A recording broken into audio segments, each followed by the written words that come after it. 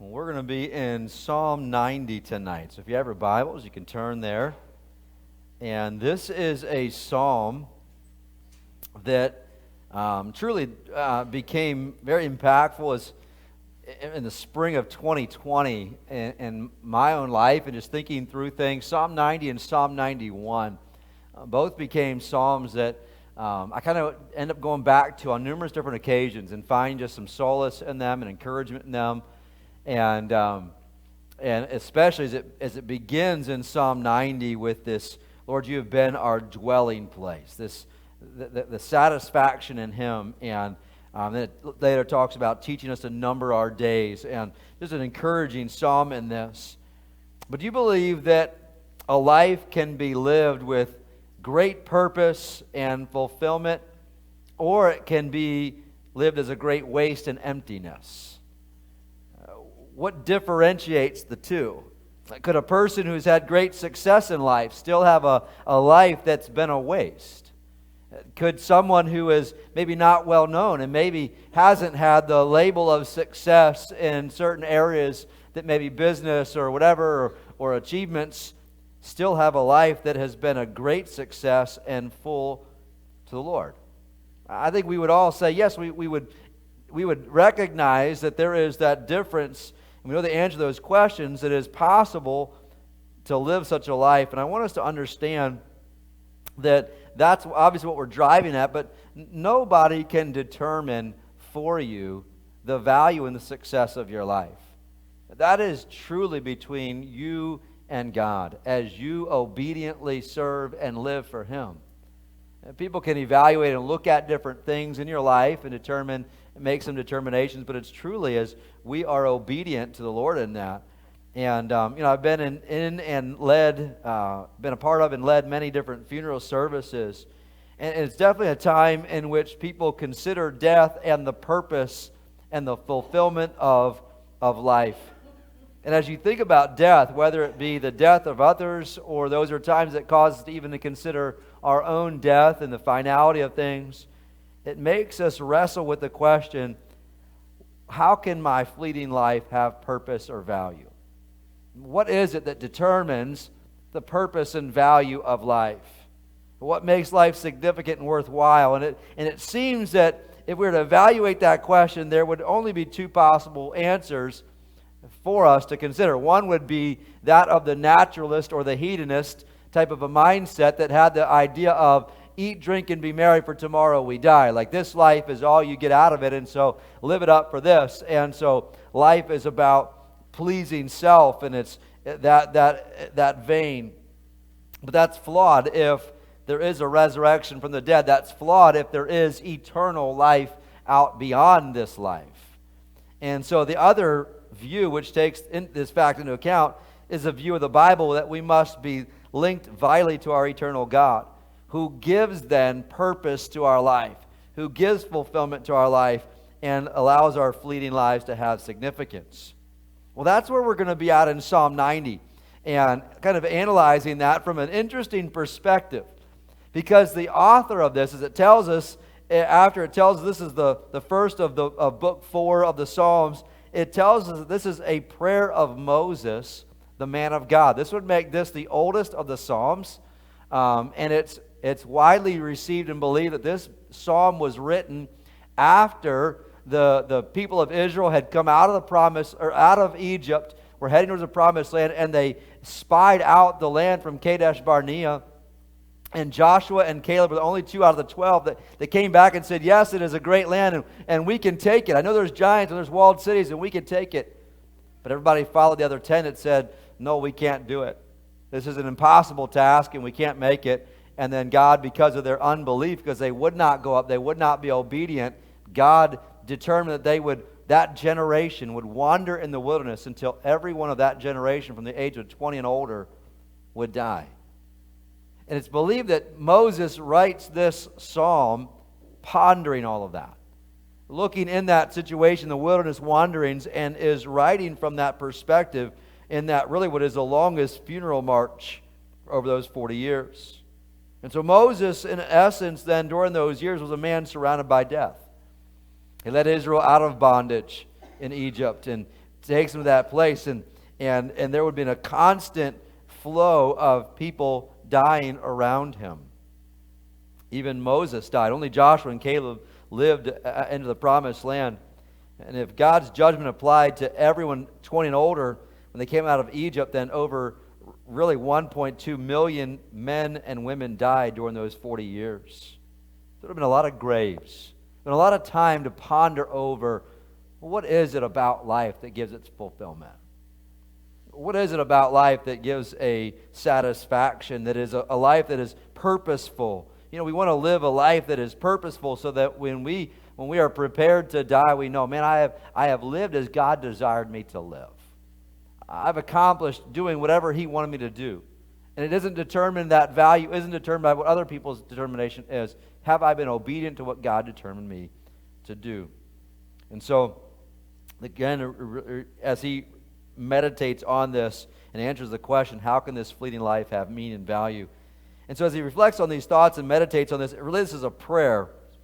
And he's praying this out to the Lord, and it answers that well, and it breaks into really 4 different stanzas, 4 different things for us to ponder if we're going to think about the meaning and purpose of life. And the stanza 1 would be we need to ponder God's eternality in verses 1 and 2. Stanza 2 is we need to ponder man's brevity, the shortness of life in verses 3 through 6. Then ponder man's depravity in verses 7 through 12. And then lastly, God's charity. And what I want to actually do is I'd like to actually deal with stanzas 2 and 3 first, and look at the aspect of the realities of man in those stanzas, and then look at the bookends afterwards, looking at his perspective of God and His eternality, and then look at the perspective of God and His charity for us in those 2 great realities. Let's, keeping this idea or this understanding of Moses and where he's at in our minds, this context, let's read it together. You follow along as I read it, just to kind of get a gauge of where we're going with this tonight. Psalm 90 says, Lord, you have been our dwelling place in all generations. Before the mountains were brought forth, or ever you had formed the earth and the world, even from everlasting to everlasting, you are God. You turn man to destruction and say, return, O children of men. For 1,000 years in your sight are like yesterday when it is past, and like a watch in the night. You carry them away like a flood. They are like asleep. In the morning they are like grass which grows up. In the morning it flourishes and grows up. In the evening it's cut down and withers. For we have been consumed by your anger, and by your wrath we are terrified. You have set our iniquities before you, our secret sins in the light of your countenance. For all our days have passed away in your wrath. We finish our years like a sigh. The days of our lives are 70 years, and if by reason of strength they are 80 years, yet their boast is only labor and sorrow, for it is soon cut off and we fly away. Who knows the power of your anger? For as the fear of you, so is your wrath. So teach us to number our days, that we may gain a heart of wisdom. Return, O Lord, how long? And have compassion on your servants. O satisfy us early with your mercy, that we may rejoice and be glad all our days. Make us glad according to the days in which you have afflicted us, the years in which we have seen evil. Let your work appear to your servants, and your glory to their children. Let the beauty of the Lord our God be upon us, and establish the work of our hands for us. Yes, establish the work of our hands. Father, I pray as we break this psalm down and desire to know better how to live our lives very purposefully, very intentionally, recognizing that, Lord, it's really their living that should be lived for you, that you have a purpose for us. God, I pray that we'd learn from this song of Moses, this prayer that he prays, in this situation that he's going through, Lord, be to apply that to our lives. We thank you for this time together. In your name we pray. Amen. Well, again, let's start with just stanza 2 and some things we're going to ponder. So the first one there is to live a life of purpose, consider man's brevity. Consider man's brevity, the shortness of life. And that's what we really see in verses 3 through 6. It really lays that out for us. It says there again, you turn man to destruction and say, return, O children of men. What he's going to do is he's highlighting here that every person is going to die and return to the earth, to dust from which God formed man. And so there's this returning that's going to take place. And we need to recognize that our lives are only temporary. While days and years may seem long to us, in light of eternity and from God's perspective, they are not. He says in verse 4, for 1,000 years in your sight are like yesterday when it is past, and like a watch in the night. In other words, as we think about it, that even 1,000 years is just like yesterday to God. It happens just like that. We think of very clearly, I think, 2 Peter 3 and verse 8, where Peter reminds, but beloved, do not forget this one thing, that with the Lord, one day is as 1,000 years, and 1,000 years is one day. What he's trying to highlight is sometimes we get so wrapped up in what we see right here, right in front of us in our days, and we're so tied to that. And both Moses and Peter remind us, hey, listen, 1,000 years is just one day to God. Like that he sees a much bigger perspective and a purpose and intention to all of that. That doesn't mean that God doesn't care about your days. It doesn't mean that he doesn't care about what you do in moment to moment. It means that he's got a big, high purpose. That's why James encourages us to not boast about what we're going to do tomorrow, because it's not in our hands. It ultimately is saying God is the God of all of those days, all of those years, and to him it's nothing. He says, and our lives are but a vapor that appears for a little time and then vanishes away. Now, that changes our focus and purpose of life as we see priorities that may have no eternal value, that sometimes we get them in the wrong priority place. We could be filling our days with things that really don't have eternal significance. That doesn't mean, I think sometimes we take that and we think, well, I've got to be always doing, everything has to be a ministry. I got to be always witnessing or doing. No. What God has called you to do, what God has called you to be, whether that's a housewife or an engineer or whatever that vocation is, doing that as unto the Lord is ministry and purposeful and intentional, and that is good. But we recognize that there is a brevity to life. He even emphasizes here, it's as short as a watch in the night, a 3-hour period in the middle of the night. And then verses 5 through 6, Moses describes our helplessness in the face of death as being swept away by a flash flood that suddenly bursts upon us and takes everything in its path. It's quick, it's sudden. There's a brevity. He's trying to emphasize this shortness, the brevity of life. He describes it in verse 4 there, or in verse 5, I'm sorry, that it is, they are like a sleep. I interpret from that, what I understand is him saying is it's like, you ever been where you lay down your head at night on the pillow, and the next thing you know, you're waking up, and it's like, wait, I just laid down, right? Like it's just so quick. And he says, that's the way our lives are. It passes quickly. So there's a brevity that ought to cause us to be very conscious of, how am I using this? How am I living these days? He even talks a little bit more about, it's like the morning, in the morning they are like grass which grows up, and then in the morning it flourishes and grows up, and in the evening it is cut down and withers. And in other words, especially in that type of a climate, in that wilderness, in the morning it sprouts up and looks good like the grass of the field, but then as the blistering sun would hit it withers down. And how soon the promise of youth is gone and life fades away. I think the longer we live, we start to recognize how quickly that changes, right? This past week on Monday night, we were having a end of the season soccer party with our soccer team, and we brought them to do some laser tag and have a pizza party, and just to try to get a chance to sit down with the families. And honestly, we gave them invitations to church and invitations to some of the children's ministries and talked to them about the Lord. And I ended up sitting down with this family, my wife and I did, sitting down with them for eating some pizza together. And this man was telling me that he had just turned 40 this year. And he said it was really hard on him. He was kind of struggling with that changing into the age of 40, and which, as an unbeliever, as from everything I talked with him about, it seemed as if he is. when you don't have a eternal purpose, it becomes, man, each of those things becomes very much a kind of a scary milestone.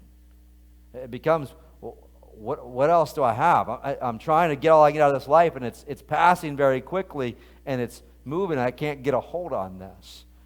But when you know that your life and your days are planned out by God, every stage has its pleasures and its glories. I had to learn that in my own as I started to hit different age milestones, that there is a pleasure and a joy that God has blesses in every age. But as you walk with the Lord, you see that distinctly. And so we understand that.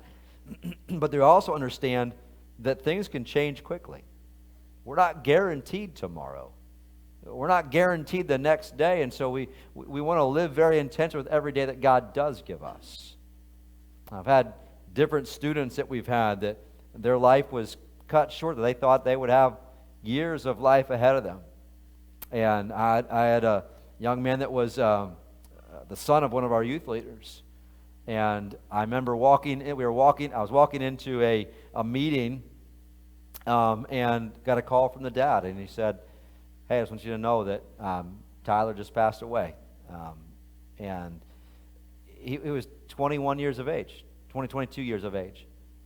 You don't expect that out of a young man, life out ahead of him. I had another friend of ours back in West Virginia, and his name was Will Blackwell. And he's probably in his late 30s, early 40s. Had been out playing basketball with his daughter and some of her friends, and he slipped. The concrete was wet. He slipped and went down and broke his elbow and went into the hospital to get that taken care of. They did surgery on it, and while he was in the recovery room, he was there by himself, and he asphyxiated and died. And no one expects that I'm not guaranteed tomorrow. You're healthy, you're doing well, and it makes us recognize, as Moses is saying here, there is the reality of the brevity of life that causes us to say, hey, what am I doing with the life that God has given me right now? How am I treating that? And I know that doesn't all sound pleasant, but I mean, Moses is living in that. He has Exhibit A before his eyes. People were dying like crazy. For 1.2 million people to die in 40 years, that means 30,000 people were dying every year if it was on a consistent basis there. That's about 82 people dying per day. That's continual graves being dug in the wilderness. He's seeing us. It's a constant reminder. As we drive around and we see cemeteries and grave markers, it reminds us of the brevity of life. It's a shortness to it. And so we start with, if we're going to live a purposeful, intentional life, we start with recognizing there's a brevity of life that we got to recognize. And again, that's not the pleasant reality, but that is the reality. He moves on from that reality to another one that we should be pondering, to live a life of purpose that we should, I went through two of them, sorry, consider man's depravity.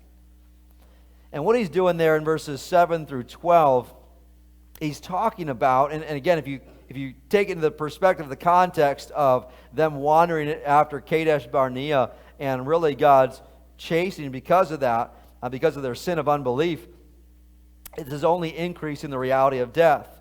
And when you read the verses in light of this, it takes them like a whole new perspective, and we get an interesting insight into what Moses is thinking as he's pondering this in this perspective.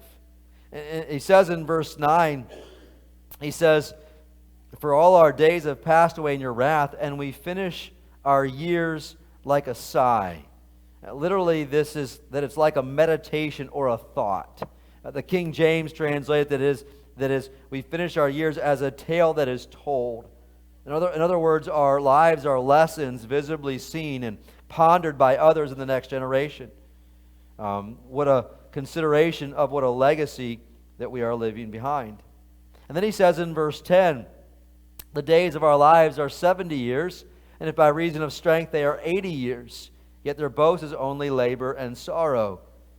So if you get to 70 or 80 years, which according to world data from 2020 and census world data brought those all together, the average age of death is a few years lower. It's at 70.6 years for men and 75.1 years for women. That's the average age across our world. In America, in the United States, it's 74.5 years for men and 80.2 years for women. I remember seeing someone sent to me some pictures one day of men doing work that was telling us why men don't live as long as women do, and doing very dangerous things like having things ladders stretched over, these things and up on them, and but for whatever the reason, it's about 6 years less for men as it is for women. But if we're living in sin apart from God, it's but labor and sorrow, he says.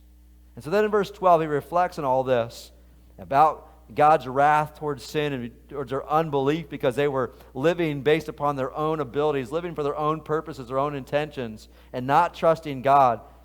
And he says then, he prays, "So Lord, teach us to number our days, that we may gain a heart of wisdom." They had tried to live by sight. They had tried to live by their own purposes, their own intentions, and it was leading to fleeting outcomes. He says, "Lord, teach us to number our days." We tend to actually, in our culture, number our years by birthdays, but not necessarily days. But Moses is seeing every day as a valuable gift from God that should be seized and used for his glory. I just did a quick calculation. If you live to 80, and I know many will live beyond that, that is 29,200 days. They should be each used for an intention and purpose. Moses says, "Teach me to number those. Live in light of eternity. One day you'll present something to God, and He has entrusted certain gifts and abilities to us. In fact, the word there, where it says in the Hebrew in the verse 12 to number our days, it's the same word that's used in Genesis 4 in verses 3 and 4. It refers to the offerings of Cain and Abel. In other words, teach us, God, to be able to offer to you with our days. That we're going to give an account for every day, and we want to recognize that how can we use this to be offered to you as a sacrifice. And so what will we offer to God when He calls us for account? What will we do that will be of value, that we'll be looking at it like the parable that Christ gives us in Matthew 25 of the master who gives certain talents to his different servants and goes away for a time, an untold amount of time.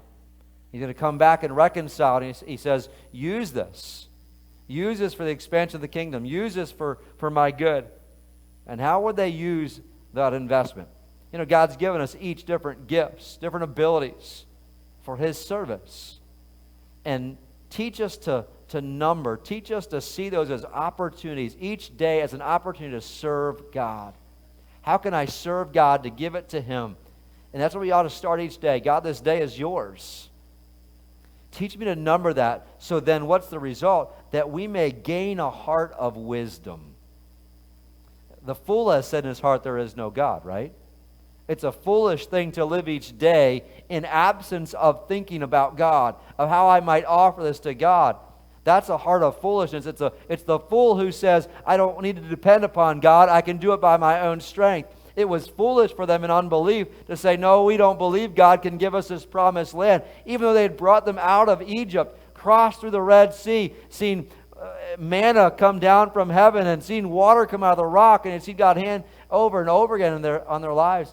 And yet they thought, no, we got to reason this out by our own strength. But when we say, God, my days are yours, teach me to number those, to sacrifice, we gain a heart of wisdom. What we offer to God. We were at a conference last year, pastor's conference at called The Basics with Alistair Begg at the church where he pastors. They had different guys there. And one of the nights they were doing a Q&A. And Alistair Begg is now 70 years of age. He's still pastoring and still speaking. You can hear him on the radio. And he's beginning to think through kind of an exit strategy that's starting to develop in their church for him and there. And somebody asked him, what is on your mind in this time of your life? You're 70 years of age, you're speaking, you're pastoring, what's on your mind? And he said this. He said, I want to be found faithful and to not be disqualified. I want to be found faithful and not be disqualified. He wants to run it well all the way to the end. He wants to offer his days to the Lord and be found faithful. And Jesus gives a parable of what happens when we don't number our days. In Luke chapter 12, he describes a rich man who only wanted to eat, drink, and be merry, had no time or thought for God, and the rich man believed that he had years yet to enjoy his pleasures. But God required his soul that night. And the idea was that we need to recognize it's all for him. It's all to be offered to him. And when you live it that way, when we live it for him, trusting in him, there's a great confidence. A confidence that if I am doing what he called me to do today, and I'm doing the best of my ability today, it's an offering to him, and I'm trusting that he'll take care of that. He'll take care of my days. And if he desires to take me home today, that's up to him.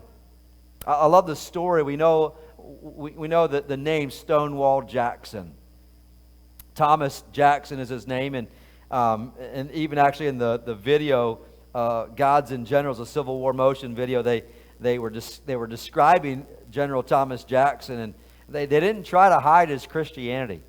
As he was preparing in the early morning hours of the battle on July 21st, 1861, prior to the first Battle of Bull Run, they demonstrated him setting aside and taking time to pray and dedicate that day to the Lord, and his service for the Lord even in that battle. As they began that battle, almost immediately things didn't go well for the outnumbered Confederates. The Union was driving them back, and so the Confederates retreated back to the line where Jackson's troops were at as a next line of soldiers. So there's immediately the tenor of the battle was poor, and guys were defeated. They were running, and as they were fleeing, morale wasn't good, and someone yelled over all of the noise of the battle of the men, telling them to look at Jackson. And there he was on his horse, high up in the saddle, going back and forth and giving out orders and instructing guys to not quit, to keep going at it. There he stood with a wounded left hand with a musket ball that had gone through his hand, and he didn't flinch. And word spread amongst the men to look at Jackson, standing there like a stone wall. And that became his nickname, Stonewall Jackson. Even in the middle of the battle, as musket fires going by him and cannon explosions going around him, he stood there and he kept on leading them in battle that day. And his stunning bravery stirred the men to valor, and they turned to face advancing Union forces with a new resolve. At the end of the day, General Jackson returned to the battlefield to survey the losses. And as he knelt next to one of the fallen soldiers, one of his captains asked him, "General, how is it you can keep so serene and stay so utterly insensible with a storm of shells and bullets about your head?" To which he replied, "Captain Smith, my religious belief teaches me to feel as safe in battle as in bed. God has fixed the time for my death. I do not concern myself with that, but to be always ready whenever it may overtake me." I think, and he says, if this was the way all men lived, then all men would be equally brave. I think when we have that perspective of the Lord's in control this day, and I'm going to offer it to him, there's just a confidence going forward. Well, so if we're going to ponder some things to have a purpose in life, first of all, to live a life of purpose, we need to consider our man's brevity and then depravity. But this psalm isn't intended to be a dark perspective. It's actually intended to say, man, here's where our hope lies. And it's not to be a dark funeral dirge, but rather a focus on eternal purpose. And so the next thing is I want us to go back in the bookends of this and look at where this hope lies. And its third is to live a life of purpose. We bought a new clicker, and it is giving me just as much problem as the other one. There it is. To live a life of purpose, consider God's eternality. Let's look back now at verses 1 and 2. And I love this, how it starts. Lord, you have been our dwelling place in all generations. You have been our dwelling place. Moses is praying there, and this aspect of our place of confidence, our place of solace, has been you. It's not been Egypt. It's not been well-fortified cities. It's been, you have been our dwelling place. In fact, I love the way the next psalm deals with it as well. Go forward to Psalm 91. And I want to read just the first 8 verses or so. Actually, first 9 verses. He who dwells in the secret place of the Most High shall abide in the shadow of the Almighty. I often used to wonder, what is that secret place? Where does God want us to abide? I believe that secret place is in the fellowship and in the palm of God's hand, where we are saying, God, my life is yours, and I'm trusting you in a relationship with him. And that person shall abide in the shadow of the Almighty. I will say of the Lord, he is my refuge and my fortress. My God, in him I will trust. Surely he shall deliver you from the snare of the fowler, from the perilous pestilence. He shall cover you with his feathers, and under his wings you shall take refuge. His truth shall be your shield and buckler. You shall not be afraid of the terror by night, nor the arrow that flies by day, nor the pestilence that walks in darkness, nor the destruction that lays waste at noonday. 1,000 may fall at your side, and 10,000 at your right hand, but it shall not come near you. Only with your eyes you shall look and see the reward of the wicked, because you have made the Lord, who is my refuge, even the Most High, your dwelling place. See it there?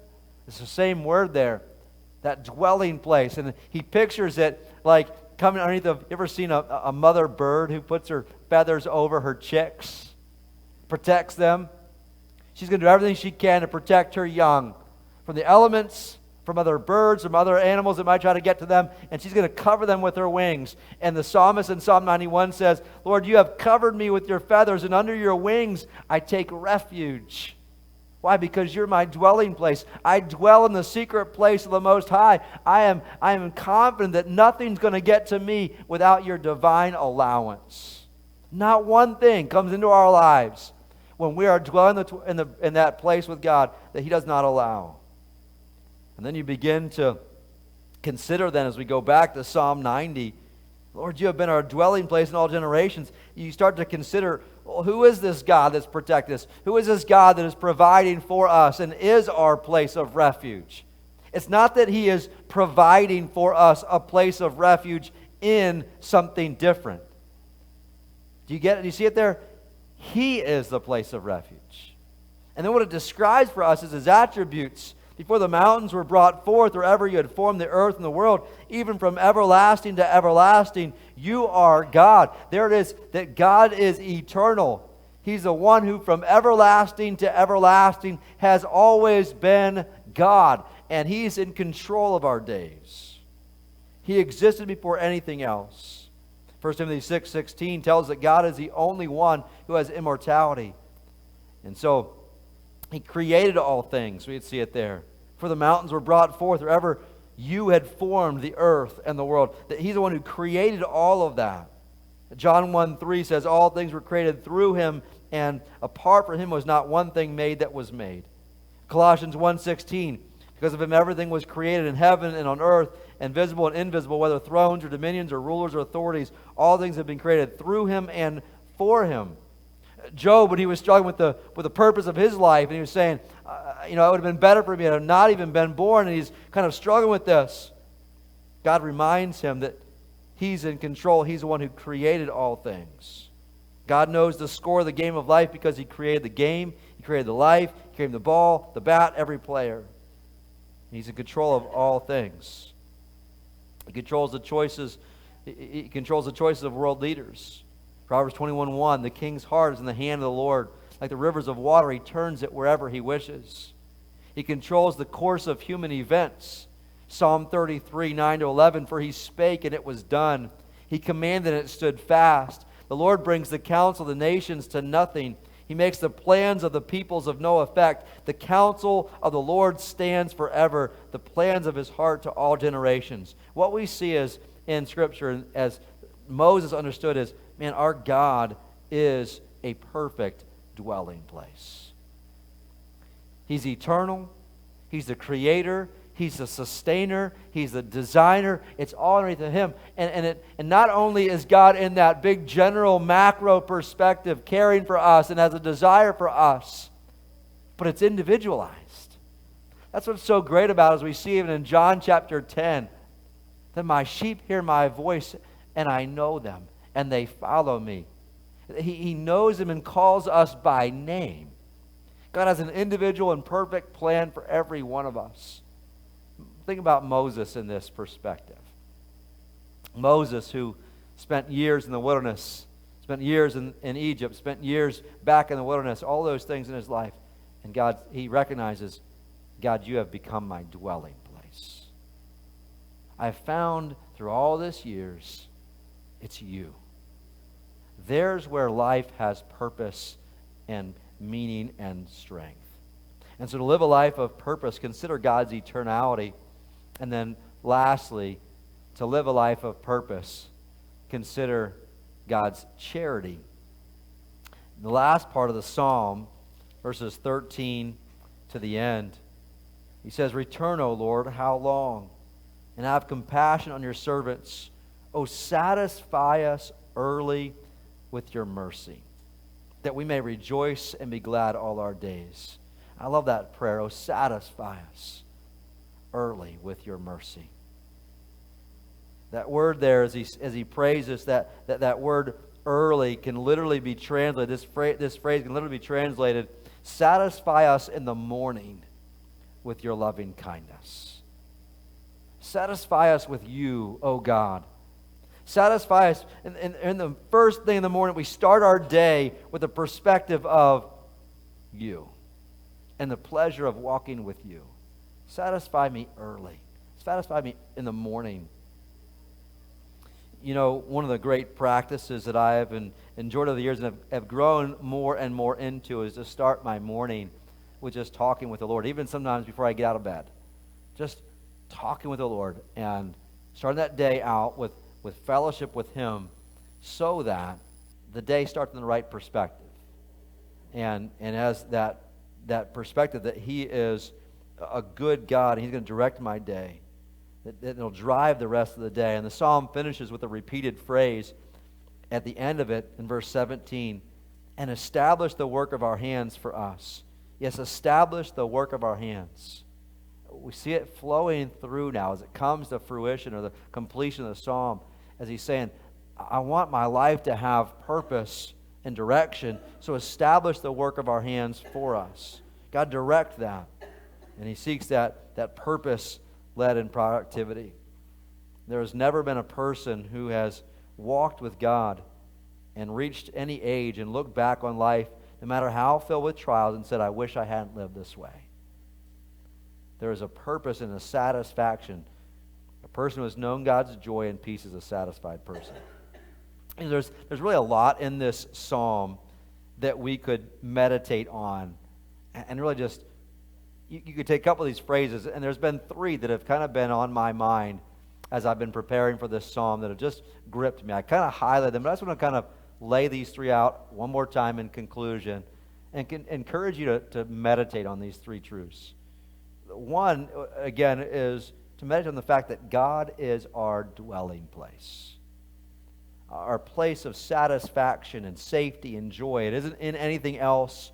It isn't in anyone else. It's God. There's nothing that can give meaning and value to life like the reality of a personal relationship with eternal God of the universe. Augustine put it this way. He said, "Thou hast created us for thyself, O God, and our hearts are restless until they find their rest in thee." It's such a good meditation to consider how we're finding the Lord to be our dwelling place, how we're dwelling in the secret place of the Most High, as Psalm 91 puts it. And what a pleasure just to walk with God in the secret place, with Him as our dwelling place. Take some time to dwell on that, to meditate on that. The next one that kind of gripped me was, we should be praying then, as Moses does, teach us to number our days. Teach us to see every day as important before you. It's easy to get wrapped up in all the stuff of life happening all around us and lose the purpose of life, and to see each day instead as a gift of God. And there is the place of wisdom. And then a third thought that I find encouraging is what a prayer to be seeking to be satisfied early in the Lord with God's loving kindness. Satisfy me in the early morning with your loving kindness, with your mercy. Here's Moses along the journey of his very unique life. 40 years adopted into Pharaoh's family, being raised up in the palace in Egypt. 40 years then fleeing for his life over in Midian in the wilderness and raising sheep. And now 40 years leading the people of Israel. And he's learned that his life is best understood and fulfilled when he walks with and trusts God and finds his satisfaction and purpose in him. It might be easy for him at some points in his life to have thought, man, what a waste my life has been. But yet God had a purpose and a plan. And he had learned to number his days, learned to see with that, whether it was in the palace or in the backside of the wilderness or meeting with God in the tent of meeting. Walking with and living for God makes life have meaning and fulfillment. What an encouraging psalm to get from Moses in that perspective. Just some things for us to meditate on. I hope they'll encourage you throughout this week. Let's pray together. Father, thank you for this song, this psalm of Moses, this prayer of Moses. And Lord, I find this meditation that he had and he prayed back as one that's important for us. It's important for me to ponder, to make you our dwelling place, to make you our place of encouragement and solace, to be taught to number our days, to find our joy and satisfaction, to be satisfied early in you and in your mercy, that our lives might have purpose and meaning. And so, God, I pray that you direct us with that we would live each day thinking on those things. Lord, thank you for allowing us to enjoy your presence that way. Thank you for allowing us to be satisfied with you and to find our dwelling place with you. Lord, may we be encouraged in that. It's in your name we pray. Amen.